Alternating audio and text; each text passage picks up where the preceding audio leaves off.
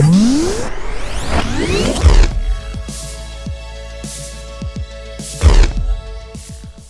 bien bonjour et bienvenue sur la chaîne tuto. Donc aujourd'hui nous allons voir comment remplacer les disques et les plaquettes sur Toyota Aygo. C'est le même principe aussi sur tout ce qui est donc Citroën C1 et Peugeot 107 et 108. Donc la première chose qu'il y a à faire, comme vous pouvez le voir, c'est bien sûr enlever les roues, enfin mettre la voiture sur chandelle, enlever les roues. Bon ça je l'ai déjà fait, ça pose aucune difficulté.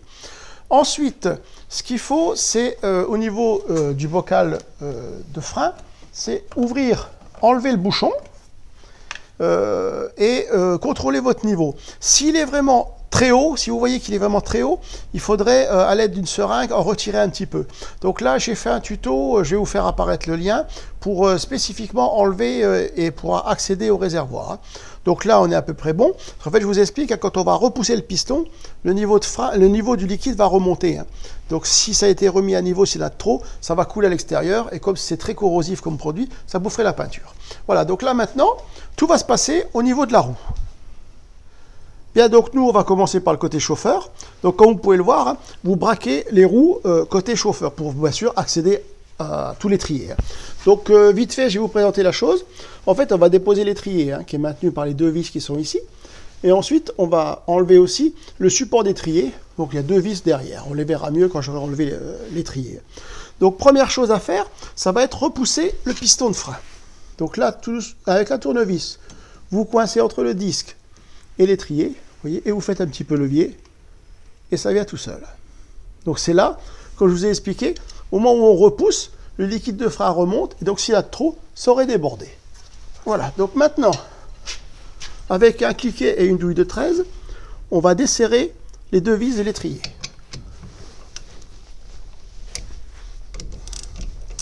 Voilà. Donc je les desserre d'abord en premier, et ensuite maintenant on va les enlever. Ici, la petite plaquette métallique que vous voyez, en fait il suffit de la maintenir toujours à peu près contre ceci pour pouvoir desserrer. Vous voyez, ça vient assez facilement. C'est des vis, c'est pas serré très fort. Je vous mettrai tous les couples de serrage au fur et à mesure quand on remontera.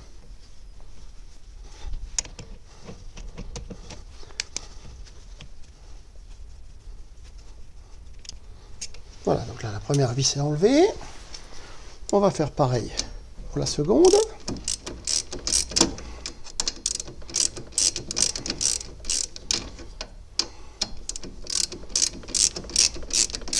Donc vous voyez, je maintiens la petite plaquette ici dans son encoche et ça se fait bien. Voilà, donc là, encore un petit peu compliqué.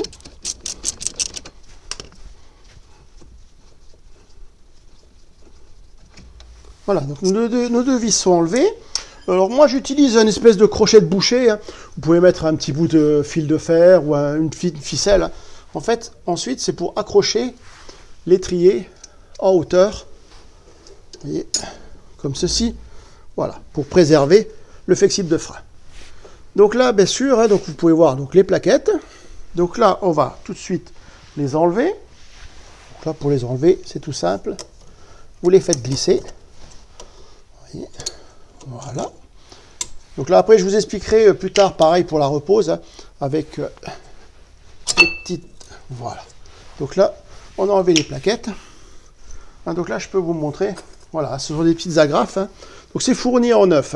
Donc là je vous expliquerai comment remettre tout ça tout à l'heure. Donc pour l'instant on s'en occupe pas. Maintenant on va desserrer donc les deux vis du support d'étrier. Donc c'est celle-ci, c'est du 17. Donc là c'est serré assez fort. Donc moi, ce que je vous conseille, c'est de prendre une clé. Vous voyez, moi, je prends un T avec carrément une rallonge pour au moins pouvoir desserrer. Vous voyez, voilà. Donc là, le couple de serrage, bon, je vous le donnerai au remontage. Je crois que c'est de l'ordre de 9 ou 10. Je ne sais plus trop. Je vous le mettrai exactement. Voilà. Donc une fois que ces deux-là sont desserrés, je vais reprendre mon cliquet. Voilà, maintenant avec la douille de 17, on va finir de desserrer les vis.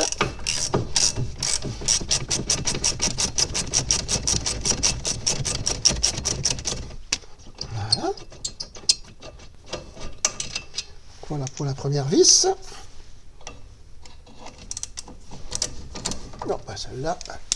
Elle va devenir toute seule. Voilà.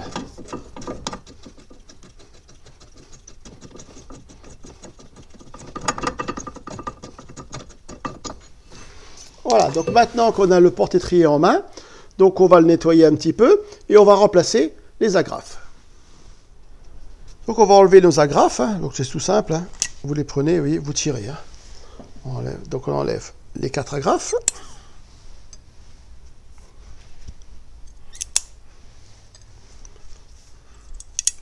Voilà, avec une brosse métallique, on nettoie un petit peu les portées. Hein.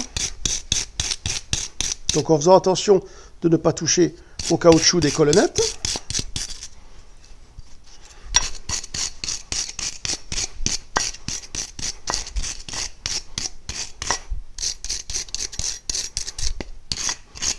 Voilà, et maintenant on va remettre. Donc là c'est pareil, hein. Il y a 4, enfin c'est livré avec 8, hein, mais il y en a 4 pour un côté et 4 pour l'autre. Et c'est pareil ici, on se retrouve avec 2 et 2. Hein. Donc je vais vous montrer, par exemple, vous voyez, celui-ci, dans ce sens-là, en fait il est prévu pour ici. Hein. Donc là je vous montre le principe. Hein. Vous avez un petit ergot qui est un peu plus rabattu et un grand ergot qui est presque droit. Hein. Donc pour le mettre, tout simplement vous commencez par le petit ergot que vous faites passer en premier, comme ceci. Voilà, et une fois qu'il est pris, vous avez vu, j'ai rabattu un peu. Hein. Bon, je vais vous remontrer sur les autres. Donc là, je prends celui-ci. Donc celui-ci, c'est pour, voilà, ici. Donc là, pareil, hein, vous essayez de commencer par le petit ergot. Je ne sais pas si ça se, voilà, vous voyez, oh, ça se voit bien. Et après, vous le rabattez. Vous voyez, tout simplement, ça se met en place. Hein. Donc là, celui-ci, c'est pour celle-ci. Voilà. Donc là, j'ai déjà trié. Hein, c'est pour ça que là, j'ai les 4 qui vont bien.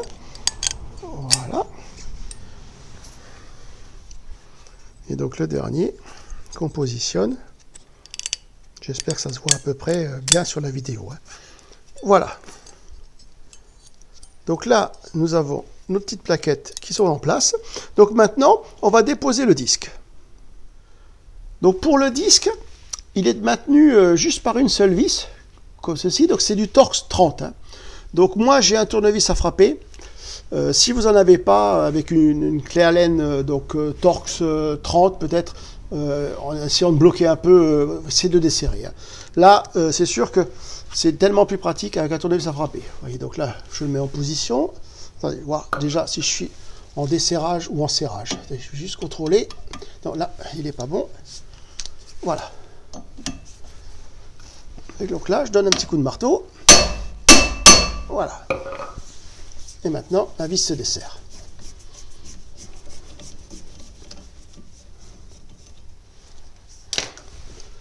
Donc là, la vis, il faut la garder, celle-ci aussi, il n'y en a pas d'autre. Hein. Et donc là, maintenant, on peut enlever notre disque. Donc soit ça vient bien, soit on met quelques petits coups de marteau. Voilà. Donc maintenant, toujours avec ma brosse métallique, je vais nettoyer un petit peu la portée du disque. Bon là, c'est vraiment bien propre, hein, pas de souci. Voilà, des fois, sur les très vieilles voitures, c'est plein de rouille et autres. Hein, donc, il faut bien nettoyer. Là, il n'y a pas de souci. Un petit coup de chiffon. Et je vais mettre un petit peu de graisse au cuivre sur la portée. J'ai dit un tout petit peu, bien sûr. Ça ne sert absolument à rien de tartiner. C'est juste comme ça un petit peu. Ça empêchera de rouiller. Et si on a l'occasion d'être amené à rechanger de nouveau les disques un jour, c'est vrai que maintenant, avec toutes les nouvelles sortes de plaquettes et autres, on se retrouve énormément, en fait, quand on remplace les plaquettes, bien souvent, il faut faire les disques avec. Voilà. Donc là, le moyeu est prêt pour recevoir le disque. Maintenant, on va préparer le nouveau disque. Voilà, donc voilà le nouveau disque. Hein. Bon, moi, j'ai pris du Brembo. Hein. J'ai mis plaquettes et freins et disques Brembo. Après, la marque, vous prenez ce que vous voulez. Ça, c'est pas un souci. Hein. Donc là, tout de suite, un petit coup de dégraissant. Un petit coup de chiffon. Bon, les disques sont pas gras, mais quand même je préfère assurer le coup. Mettre un petit peu de dégraissant. Pareil, donc, pour cette face.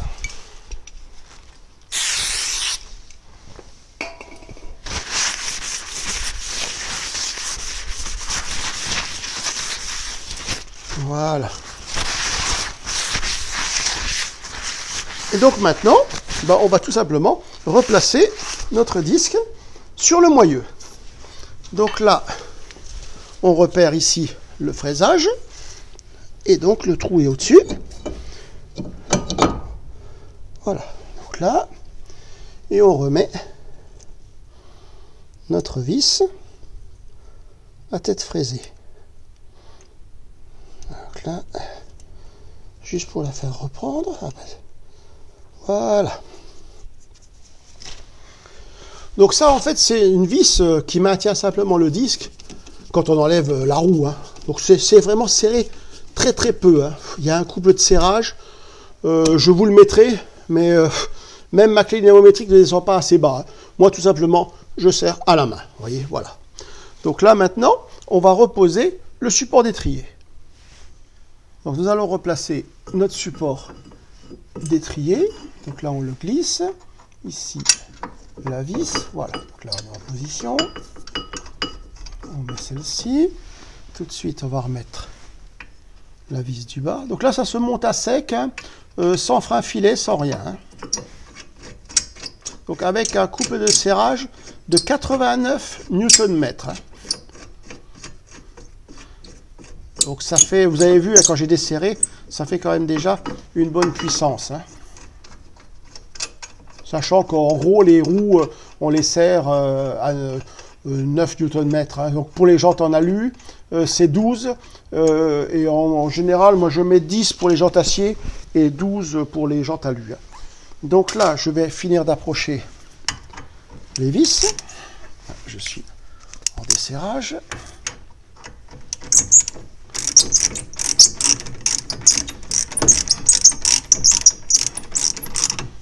Voilà, petite pression. On fait pareil pour l'autre. Voilà. Donc là, je vais prendre ma clé dynamométrique. Donc là, la clé dynamométrique, vous la mettez en position et vous mettez bien par rapport à l'axe, hein, pour appuyer en bout et vous forcez jusqu'à ce que ça déclenche. Hein. Voilà, vous avez entendu? Voilà, donc là, vous vous arrêtez. On refait pareil pour celui du haut. Donc là, toujours dans l'axe. Hein. Voilà, on entend le clic-clic. Voilà. Donc là, on a notre support d'étrier qui est remonté. Maintenant, on va placer les plaquettes en position. Donc c'est les mêmes, hein, les plaquettes, il n'y a aucune différence. Hein. Alors, donc là, que je ne me trompe pas, voilà. Donc là, on la positionne ici. Donc, vous voyez, cette petite partie vient en fait ici, sur les petites parties élastiques. Voilà. Et donc là, pareil, voilà. Vous voyez, on est en position, hein. C'est pas bien compliqué. Pareil pour l'autre. Donc là, vous la glissez. Donc là, on voit peut-être un peu moins. Enfin, vous avez vu le principe. Attendez, je vais peut-être commencer plutôt par celle du haut. Voilà. Et donc là, voilà.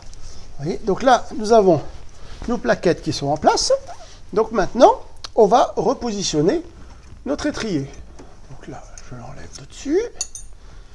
Et je le positionne. Donc là, j'avais peut-être pas assez repoussé le piston. Si, ça va. Il va rentrer. Donc je force un petit peu pour repousser un peu le piston. Voilà. Donc là, il va passer. Ici, les colonnettes. Je rentre un peu les colonnettes. Voilà. Donc là, il est en position. Maintenant, on va remettre donc les vis. Hein. Donc là, je mets la colonnette en position, pareil, dans son cran. Voilà. En fait, c'est pour empêcher les colonnettes de tourner quand on va serrer les vis. Hein. Alors, petite remarque que je vais vous faire. Hein. Donc, les plaquettes sont livrées avec une vis. Hein. Mais comme nous, on a fait les disques, on enlève les deux. Parce qu'en fait, théoriquement, quand vous faites que les plaquettes, vous enlevez la vis du bas et vous basculez vers le haut votre étrier, en le maintenant ici. Hein. Donc c'est pour ça que c'est généralement toujours les jeux de plaquettes sont livrés avec une vis. Bon, ça arrive qu'il y ait deux vis aussi. Hein.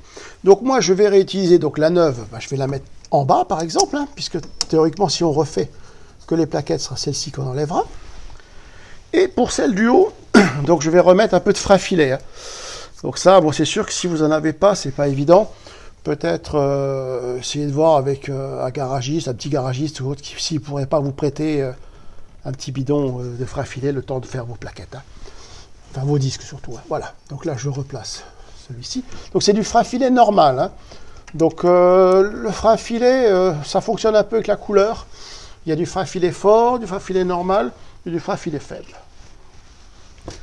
Donc en plus, comme par hasard, donc c'était du clé de 13 pour desserrer les anciennes, et là c'est du 12 maintenant. Bon, voilà, c'est comme ça. Hein. Donc je reprends mon piquet avec ma douille de 13 et je vais revisser. Voilà, elle se fait peut-être... Maintenant, elle ne tourne plus à la main. Donc là, on va tout simplement resserrer notre vis.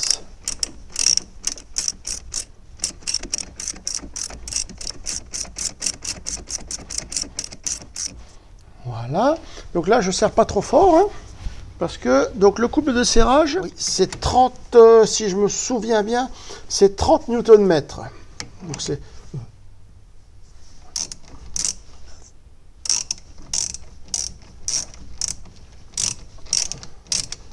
De toute façon, tous les couples de serrage, je vais vous les afficher. Comme ça, tout apparaîtra. Hein. Donc là, voilà, j'approche. Donc maintenant, je vais préparer ma clé dynamométrique et on finira par serrer les vis. Donc là, je vais commencer par la vis de haut, du haut, donc avec du 13. Alors là, c'est 30 Nm, comme je vous ai déjà dit. Hein. Donc c'est vraiment très léger. Il faut vraiment surveiller le déclenchement de la clé. Hein. Voilà. C'est vraiment rien, on a l'impression de ne pas serrer. Hein. Bon, c'est sûr qu'avec le bras de levier qu'on a, c'est quand même déjà pas mal. Hein. Donc là, celle-ci est serrée. Je vais prendre ma douille de 12 et je vais refaire pareil avec celle du bas.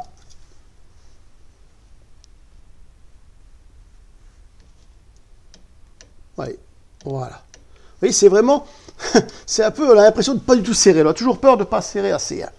Voilà, donc là, en fait, ben, tout est remplacé. Hein.